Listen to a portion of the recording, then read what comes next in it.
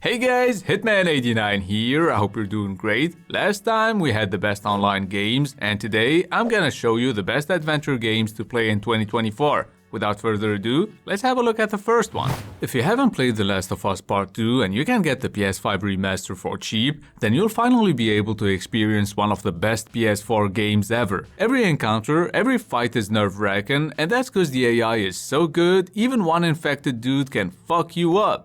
And obviously if you're on PC and you have a decent rig, get part 1 while waiting for the next remaster because they seem to be making a new one every 2 days.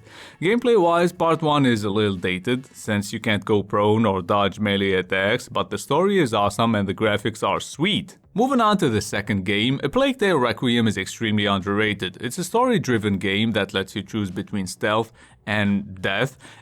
It's got some slingshot action and rats. Tons of rats. Oh, and terrible AI. Seriously, it's like every enemy on this game is a partially blind goldfish. The game still manages to be challenging and fun though, and Amicia's little brother, Hugo, isn't just a useless, annoying little bitch. He can actually control the rats and make them attack Inquisition soldiers. Even 2 years later, A Plague Tale Requiem looks absolutely stunning. If you like adventure games, you need to play this one. Assassin's Creed Mirage is for those of you who are sick of all the RPGs and want an action-adventure Assassin's Creed game where you can just assassinate your target without having to worry about what level they are. And even though Mirage isn't quite the kind of reboot most fans wanted, it's still decent, fun to play, and it looks great. Now, before we take a look at the fourth game, let me tell you about Moonlight Blade. This free-to-play MMORPG is set in ancient China, and it's full of magic, martial arts, and amazing adventures. You can create your own character and customize it with more than 600 unique features. It's super detailed. Seriously, I ended up spending a significant amount of time on the character creation screen just because of the insane amount of customization options. I went with the Guardian class, and I made this cute-looking chick. You can choose from 8 different factions, each with their own style and skills. And I think we can all agree that Moonlight Blade looks pretty damn good. The character design is very detailed and realistic, and as you can see, the game has a huge open world that you can explore freely. You can also interact with other players, join quests, and have some PvP action. The combat system is pretty dynamic and fast-paced. You can use different tactics and all kinds of powerful skills. Oh, and for those of you who like taking screenshots of their characters, Moonlight Blade has a photo mode that lets you add filters and stickers. So go ahead and download Moonlight Blade using the link in the description or by simply scanning the QR code on the screen. Then all you have to do is log into your account on any device and start playing right away. You can find me in-game by searching for my username, Hitman89. I would love to team up with you and discover the secrets of Moonlight Blade together. So what are you waiting for? Download the game now and let's have some fun. Now the fourth game I want to show you is none other than The Legend of Zelda Tears of the Kingdom. I never had a Switch because I'm not really interested in buying a console that has PS2 looking games.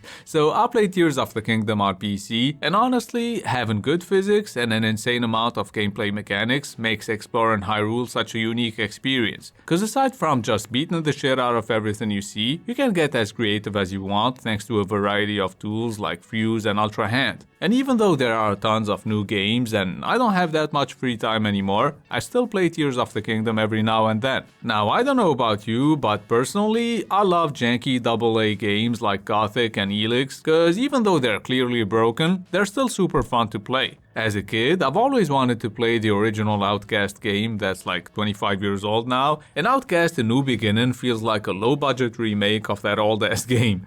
Enemies get stuck pretty much anywhere, and whether you play this on PC or console, the optimization is just bad.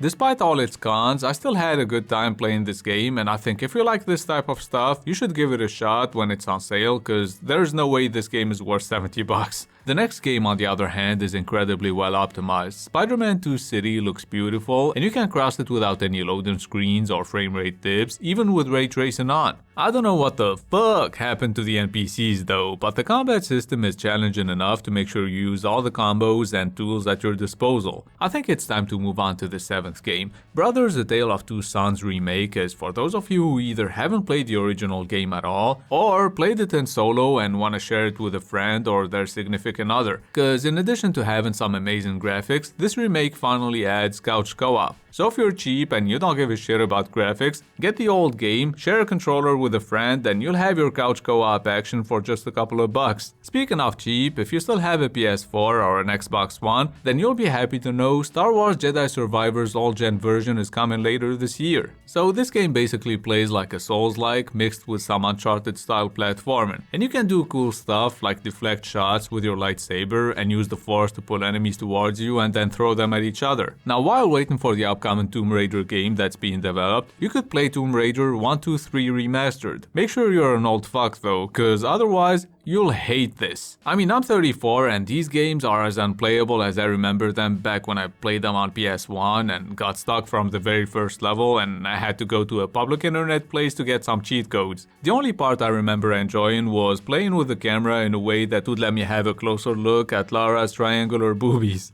Earlier this year, God of War Ragnarok got a free DLC called Valhalla, and if you haven't played this game yet and you just got a PS5, then you'll finally be able to experience this epic journey. Every realm, every quest in God of War is breathtaking. Well, except for the Atreus part, cause that shit felt like it was just there to stretch the story out. That's why I prefer the 2018 reboot. Anyway, if you're a fan of Norse mythology and you like solving puzzles in between all the intense fighting, then you'll love God of War Ragnarok. And that's gonna be it for the best adventure games to play right now. If this video helped you find a couple of good ones, please consider giving it a thumbs up and maybe subscribe for more game reviews and recommendations like this one. It's been Hitman89, see you guys very soon.